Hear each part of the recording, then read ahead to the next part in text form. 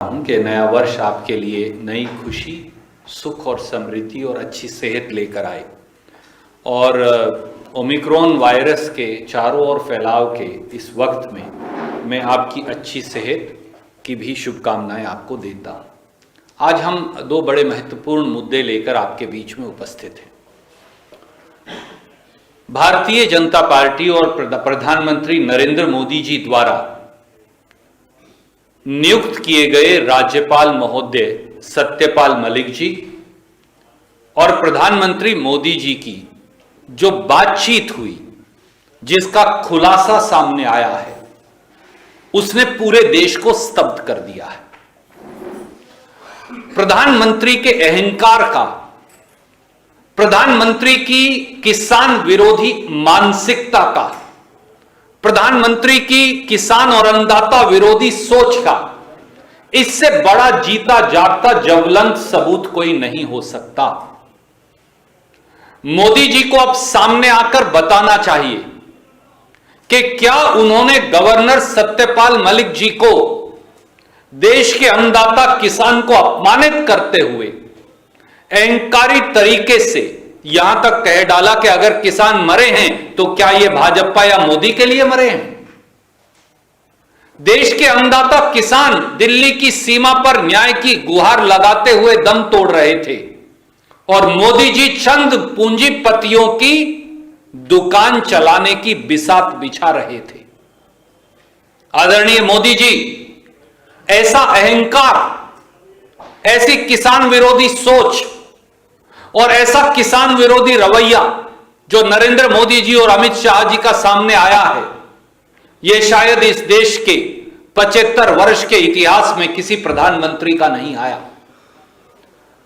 हमारी यह मांग है इस देश के 62 करोड़ अन्नदाताओं की ओर से कि प्रधानमंत्री नरेंद्र मोदी, अमित शाह दोनों सामने आकर देश के अन्नदाता किसानों से माफी मांगे बगैर शर्त और यह बताएं कि किस तारीख तक जो हमारे 700 किसान शहीद हुए उनके परिवारजनों को मुआवजा, परिवारजनों को एक एक सरकारी नौकरी, जो झूठे मुकदमे उत्तर प्रदेश से हरियाणा तक दर्ज हुए हैं उनकी वापसी और एमएसपी की कमेटी का जो वादा किया था जिसका गठन भी नहीं हुआ, वो एमएसपी की कमेटी का गठन कब तक होकर कितने दिनों में वो रिपोर्ट सामने आएगी ताकि किसान को न्यूनतम समर्थन मूल्य का एक गारंटी शुदा आर्किटेक्चर मिल सके। हमारी ये मांग है कि कमेटी अगले 24 घंटे में पूर्णतः गठन हो और 30 दिन के अंदर उसकी रिपोर्ट आए। दुर्भाग्य है देश का कि जब देश के प्रधानमंत्री ही इस प्रकार का असंवेदनशील, इस प्रकार का किसान विरोधी मानसिकता का परिचय देंगे और पूंजीपतियों के नुमाइंदे के तौर पर काम करेंगे, खेत और खलिहान को बेचने के लिए षड्यंत्र में शामिल मिलेंगे, जैसा गवर्नर सत्यपाल मलिक ने कहा है, तो इस देश की खाद्य सुरक्षा की रक्षा कौन करेगा। और मोदी जी, वो 500 किसान आपके लिए नहीं मरे, वो ना भाजपा के लिए मरे, वो किसान जिन्होंने अपने जीवन की आहुति दी, वो दी देश की खाद्य सुरक्षा के लिए। उन्होंने जीवन की आहुति दी देश के 140 करोड़ देशवासियों के लिए। उन्होंने जीवन की आहुति दी न्याय और अधिकार के लिए। और अगर कोई प्रधानमंत्री इसका अपमान करेगा तो वो पाप का भागीदार भी होगा और उन्हें फौरन बगैर देरी के माफी मांगनी चाहिए। दूसरा एक और महत्वपूर्ण पहलू जिसने देश की राष्ट्रीय सुरक्षा को झकझोर कर रख दिया, एक और सामने आया। हमारा यह कहना है और मैं बड़ी जिम्मेवारी से कहता हूं कि मोदी सरकार देश की राष्ट्रीय सुरक्षा से खिलवाड़ कर रही है। मोदी सरकार देश की अखंडता से, संप्रभुता से खिलवाड़ कर रही है। मोदी सरकार एक ऐसे नेतृत्व से ग्रस्त है जो नेतृत्व कमजोर है। हां, मैं जिम्मेवारी से कहता हूं कि देश के प्रधानमंत्री नरेंद्र मोदी जी एक कमजोर प्रधानमंत्री हैं। हमने देखा किस प्रकार से नए साल में गलवान घाटी के अंदर चीन ने दुस्साहस कर दिया कि वहां पर चीन का झंडा फहराया जाएगा। वहां पर यह चीनी भाषा में लिखा जाएगा कि 1 इंच जमीन नहीं देंगे? क्या यह सही नहीं कि अगर गलवान घाटी पर कोई झंडा फहराया जाएगा और फहराया जाना चाहिए तो भारत माता का तिरंगा है और कोई नहीं? चीन ने दुस्साहस से डेप्सांग प्लेन्स में वाई जंक्शन तक कब्जा कर रखा है। चीन ने दुस्साहस से भारत की सरजमी पर गोगरा और हॉट स्प्रिंग्स में कब्जा कर रखा है। चीन ने दुस्साहस से अरुणाचल में हमारी सरजमी पर एक गांव बसा रखा है। और चीन ने यह दुस्साहस भी किया कि उन्होंने अरुणाचल प्रदेश के हमारे देश के हिस्सों के नाम बदल दिए। और अब यह दुस्साहस भी कि गलवान घाटी पर वहां पर वो चीन का झंडा फहराएंगे। देश के प्रधानमंत्री कहां गुम हैं? मोदी जी, आप मौन क्यों हैं? आप चीन का शब्द कहने से डरते क्यों हैं? चीन से घबराते क्यों हैं? चीन ने जो भारत की सरजमी पर कब्जा कर रखा है वो कब्जा कब छुड़वाएंगे? और चीन को लाल आंख दिखाकर कब जवाब देंगे? चीन की आंख में आंख डालकर कब बात करेंगे? देश ये जानना चाहता है। देश को राष्ट्रीय सुरक्षा से खिलवाड़ करने वाली मोदी सरकार नहीं चाहिए।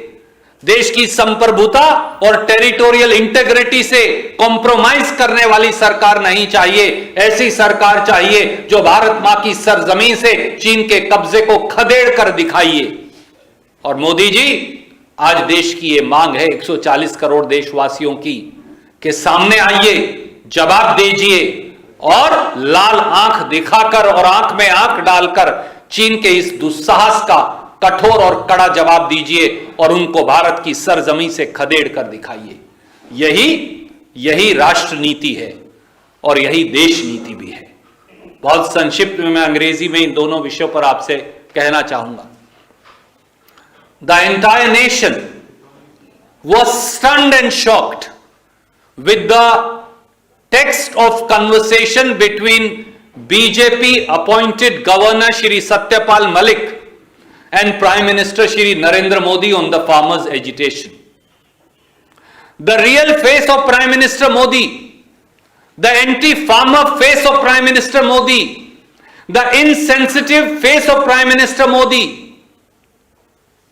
the face of Bharatiya Janata Party and Modi government, which actually truly only works for crony capitalist friends and to the peril and prejudice of India's 62 crore farmers and farm laborers, now stands exposed. Never in the history of this country has a Prime Minister dared to say about India's toiling farmers and farm laborers, so what?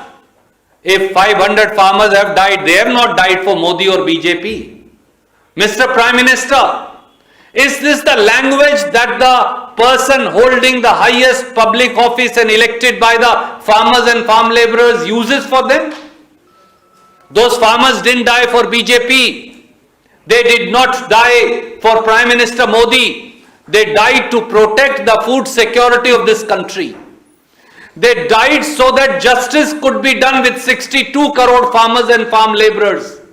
And to dishonor their memory by none less than the Prime Minister himself is actually most regrettable and condemnable.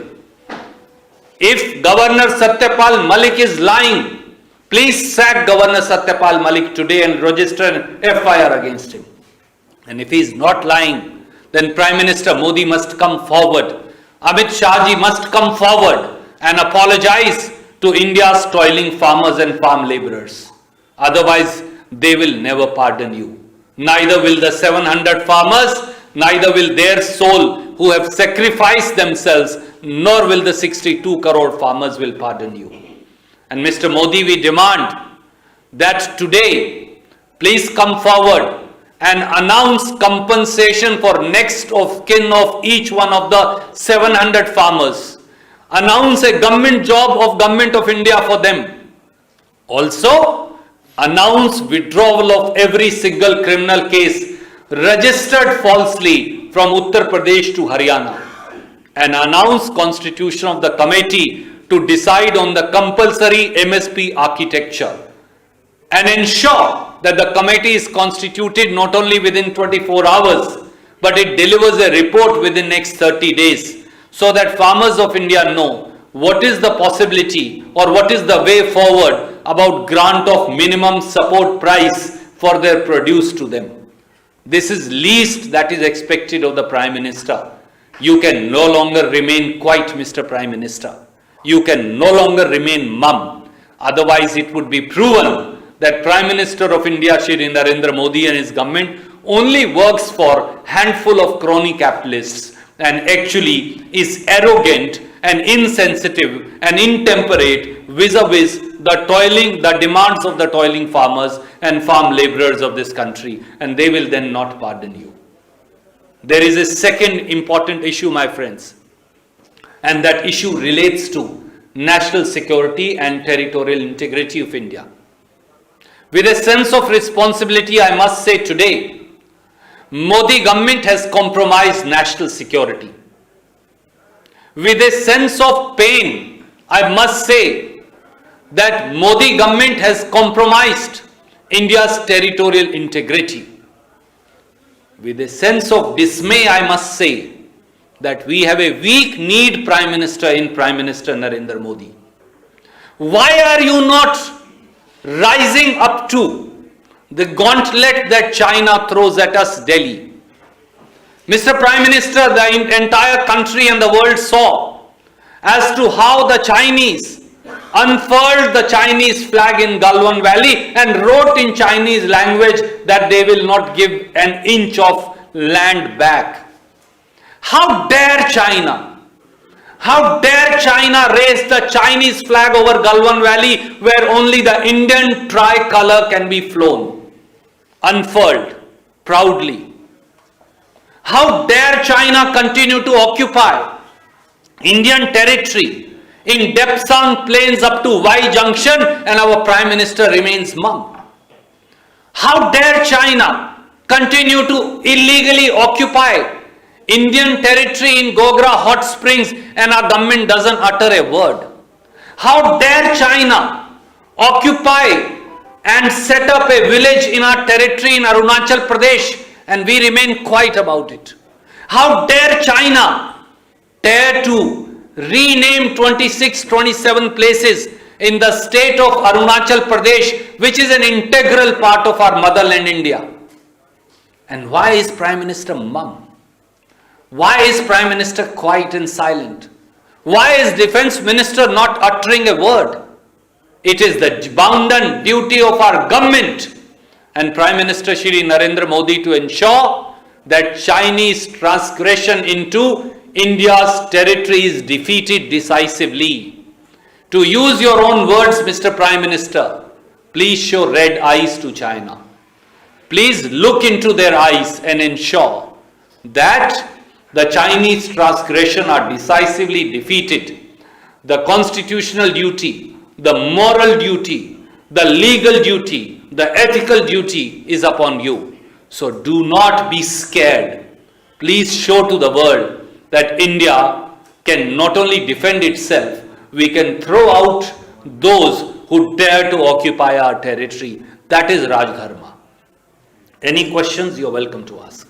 Satpal Malik को लेकर सवाल है, क्योंकि अभी तक प्रधानमंत्री मोदी के खिलाफ न तो उनकी सरकार में कोई बोलता है, न पार्टी में कोई समूह बोलता है। पहली बार कोई शख्स उनके खिलाफ बोल रहा है, वो भी संवैधानिक पद पर बैठा हुआ।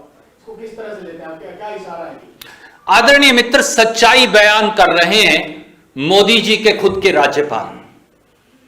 जैसा मैंने कहा, राज्यपाल सत्यपाल मलिक जी अगर ये सामने आकर कह रहे हैं कि मोदी अहंकारी हैं, मोदी जी ने ये कहा कि 500 किसान मरे तो मरे क्या, वो बीजेपी या मोदी के लिए मरे हैं। अगर मोदी जी ने अपने ही राज्यपाल को यह कहा कि किसानों की मांग को वो मानने को तैयार नहीं, अगर मोदी जी ने अपने ही गवर्नर सत्यपाल मलिक जी को यह कहा कि वो किसानों की जायज मांगों के प्रति संवेदनशील ही नहीं, तो क्या यह नहीं दिखाता कि देश के प्रधानमंत्री का चेहरा ही किसान विरोधी है, उनकी सोच और मानसिकता ही किसान विरोधी है, उनका रास्ता ही किसान विरोधी है? क्योंकि मोदी सरकार सिक्कों की खनकों में अंधे होकर चंद पूंजीपतियों के लिए काम कर रही है, देश के 62 करोड़ अन्नदाताओं के लिए नहीं। इसीलिए मैंने कहा, हम चैलेंज करते हैं, चुनौती देते हैं प्रधानमंत्री जी और मोदी सरकार को, अगर गवर्नर सतपाल मलिक गलत कह रहे हैं तो उन्हें बर्खास्त करिए, और अगर वो सही कह रहे हैं तो प्रधानमंत्री और अमित शाह जी का किसान विरोधी, मजदूर विरोधी, खेत मजदूर विरोधी चेहरा देश के सामने है। प्रधानमंत्री को सामने आकर माफी मांगनी चाहिए। इसी का एक दूसरा पहलू भी है जिसमें अमित शाह के बारे में कह रहे हैं उन्होंने पीएम के लिए क्या कुछ पहलू के बारे में जो सतपाल मलिक जी, प्रधानमंत्री मोदी जी और सतपाल मलिक जी और अमित शाह जी की बातचीत जो सार्वजनिक तौर पर उन्होंने आकर बताई है, वो ये दिखाता है कि ये सरकार किस प्रकार से तानाशाही तरीके से सिक्कों की खनक में अंधी होकर कुछ चुने हुए उद्योगपतियों की दासी बनकर काम कर रही है। देश के लिए नहीं, चंद उद्योगपतियों के लिए ये सरकार है, उन्हीं के द्वारा निर्मित सरकार है और उन्हीं के लिए काम कर रही है, और देशवासियों का खून चूसने वाली सरकार है। जिस प्रकार का विरोधाभास एक राज्यपाल, एक गृह मंत्री और प्रधानमंत्री के अंदर भी नजर आया, जिस प्रकार का अहंकार और जिस प्रकार की अपमानजनक शब्दावली देश के अन्नदाता के लिए सामने आई, ये दर्शाता है कि अब इस सरकार को चलता करने के अलावा और प्रधानमंत्री को उनकी गद्दी पर शायद अब बने रहने का अधिकार नहीं रहा।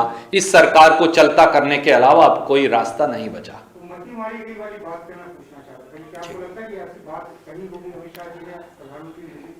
इसका जवाब भी देश के गृह मंत्री श्री अमित शाह को देना चाहिए, क्योंकि एक संवैधानिक पद पर बैठे राज्यपाल जिनकी नियुक्ति खुद नरेंद्र मोदी जी ने की और जो सीधे अमित शाह जी को रिपोर्ट करते हैं, ये बात उन्होंने कही है।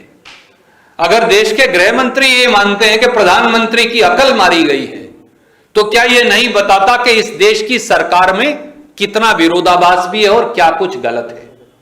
अगर देश के गृह मंत्री को ही देश के प्रधानमंत्री पर विश्वास नहीं और राज्यपाल के सामने दोनों देश के अन्नदाताओं को जिस प्रकार की अपमानजनक भाषा का इस्तेमाल करते हैं, यह दर्शाता है कि यह सरकार संविधान निर्मित सरकार तो कागज पर हो सकती है, पर यह सरकार संविधान के मुताबिक नहीं, पूंजीपतियों के सिक्के की खनक के मुताबिक चलाई जा रही है। Any other question? You welcome. Yes. Yogi ji ने अमेठी में बोला है कि राहुल गांधी एक्सीडेंटल हिंदू हैं। एक गलवान पे एक सवाल है। जी, आप पहले गलवान पे मैं ले लूं, फिर उधर आ जाऊंगा, so that these issues are over. आपने अभी गलवान में जो झंडा फहराया गया जिस तरह की रिपोर्ट है उससे बात इनसे ज्यादा आगे बढ़ गई लगती है। सुरक्षा सूत्रों के हवाले से मीडिया रिपोर्ट ये आ रही है कि पैंगोंग पे चीन अपनी तरफ की सही लेकिन एक ब्रिज बना रहा है, इस पे कांग्रेस पार्टी क्या? याद करिए, ऑल पार्टी मीटिंग में प्रधानमंत्री मोदी जी ने यह कहा कि कोई हमारे देश के अंदर घुसा ही नहीं। फिर अक्टूबर तक 13 राउंड्स की वार्ता किस लिए कर रहे थे? और जब पैंगोंग त्सो लेक के ऊपर हमारी जरजमी पर कब्जा कर लिया गया, तो दुर्भाग्य से हमारी सरकार ने हमारी जमीन के अंदर ही बफर जोन बना दिया, और हमने इसको एक नहीं अनेकों बार उठाया और कहा कि हम अपनी LOC, line of actual control, LAC जो है, उसको खुद पीछे कर रहे हैं। पर इसके बावजूद भी बाकी जगह से चीन का कब्जा नहीं हटा, और जिस प्रकार से समझौते के विरुद्ध अब चीन उस नो गो जोन के अंदर निर्माण कर रहा है, यह चीन एक और दुस्साहस कर रहा है और प्रवोक कर रहा है भारत की सेना को भी और भारत की सरकार को भी। पर भारत की सरकार चुप क्यों है? मोदी जी चीन से डरते क्यों हैं? मोदी जी चीन का नाम लेने से घबराते क्यों हैं? मोदी सरकार थरथर कांपती क्यों है? मोदी सरकार भारत की रक्षा करने में फेल क्यों है? मोदी सरकार हमारी संप्रभुता और टेरिटोरियल इंटेग्रिटी, हमारी सीमाओं की रक्षा करने में विफल क्यों साबित हुई है? कभी गलवान वैली, कभी डेप्सांग प्लेन, कभी डेमचौक, कभी गोगरा हॉट स्प्रिंग्स, कभी अरुणाचल प्रदेश, कभी चिकन नेक तक हमारे नॉर्थ ईस्ट के अंदर आए दिन वो दुस्साहस करते हैं। कभी वो आकर उत्तराखंड में हमारा पुल तोड़ जाते हैं। इस दुस्साहस का जवाब कब देंगे? या फिर ये सरकार चीन से लड़ने में असक्षम है और भारत की रक्षा करने में असक्षम है, तो सामने आइए और बताइए कि आप भारत की रक्षा नहीं कर सकते और गद्दी छोड़ दीजिए। Ma'am, you welcome to ask. Sir, Uttar Pradesh के मुख्यमंत्री योगी आदित्यनाथ अमेठी में उन्होंने एक रैली में कहा कि राहुल गांधी जो है वो एक्सीडेंटल हिंदू हैं। राहुल गांधी खुद को हिंदू कह भी नहीं सकते। कांग्रेस के पूर्वज कहते थे हम एक्सीडेंटल हिंदू हैं, राहुल खुद को हिंदू नहीं कह सकते। राहुल केरल जाकर अमेठी के खिलाफ बोलते हैं, हम तो कहते हैं गर्व से कि हम हिंदू हैं। सर, एक बात उसमें ऐड और है कि अमेठी Please. के लोग अपनी बकौती समझते थे, ये कहना योगी का इस तरह का भाषा का इस्तेमाल किया। सच्चाई यह है साथियों कि आदित्यनाथ जी एक्सीडेंटल योगी हैं। मैं उन्हें राजनीतिक योगी भी नहीं कहूंगा क्योंकि वो योग का अपमान होगा। वो उस भगवे का अपमान कर रहे हैं जो भगवा हमारे साधु संत धारण करते आए हैं। केसरिया रंग जो पहला रंग है हमारे देश के झंडे का, उत्तर प्रदेश के प्रधानमंत्री उसका भी अपमान कर रहे हैं। एक कहावत है पुरानी उत्तरी भारत की कि जब कुछ नहीं आए, उसका सारांश यह है कि जब कुछ ना आए तो उल जलूल बातें करके लोगों का ध्यान भटकाओ। आदित्यनाथ ये नहीं बताएंगे कि उन्होंने 5 वर्षों में उत्तर प्रदेश में किया क्या, क्योंकि उत्तर प्रदेश तो सबसे बड़ा अपराध प्रदेश उन्होंने बना दिया। आदित्यनाथ ये नहीं बताएंगे कि उन्होंने उत्तर प्रदेश में कितनी नौकरियां दी, कितने नए पुल बनाए, कितनी नई सड़कें बनाई, कितने उन्होंने नए तरक्की के अस्पताल बनाए, कितने नए स्कूल या कॉलेजेस या विश्वविद्यालय बनाए, क्योंकि उनको वो बताने को नहीं। इसलिए वो हिंदू और मुसलमान के आधार पर विभाजन कर एक बार फिर अपनी चुनावी गोटियां फिट करने में लगे हैं। आदित्यनाथ जी, अगर आपको उस भगवे के आचरण की रत्ती भर भी ज्ञान होता तो आप ये बता सकते और समझ सकते और आत्मसात कर पाते कि हिंदू वो है जो प्रेम का आचरण करता है, हिंदू वो है जो सहनशीलता है, हिंदू अपनत्व है, हिंदू अपनापन है, हिंदू भाईचारा है, हिंदू सदाचार है। इसीलिए हिंदू धर्म सनातन है। हिंदू धर्म तो वो है जो दूसरे धर्मों का भी आदर करता है। हिंदू धर्म नफरत नहीं फैलाता। वो आदित्यनाथ जी का आचरण तो हो सकता है, पर यह कहकर ना भगवे का अपमान करिए, ना इस देश की गंगा जमुनी तहजीब का। धन्यवाद। So there's a section of people online who are targeting a section of Muslims. I was wondering why no one is asking. Yes. Muslim women, their photos are being used without their consent. Those photos are then auctioned and then there are deals sent to people that this girl or this lady is your deal of the day. There have been complaints in the past as well, but there is no action as yet. This time round, Delhi police says some action will be taken, but then again, there will be words that are coming in. All you say. BJP government has abdicated its constitutional and legal responsibility in acting against those lumpen elements and criminals who are trying to tarnish the modesty of women. Can India's women be divided now or looked at from the prism of their religion or caste or region or color of their skin or the kind of clothes they wear? But that is exactly what is happening.